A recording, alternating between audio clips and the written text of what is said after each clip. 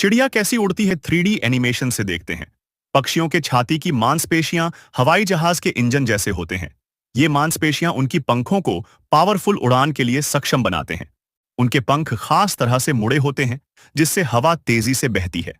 ऐसा करने से दबाव में अंतर पैदा होता है, जो अंततः पक्षी को ऊपर की ओर उठाने सहायता करता है। यही सिद्धांत एयरप्लेन में भी इस्तेमाल होता है।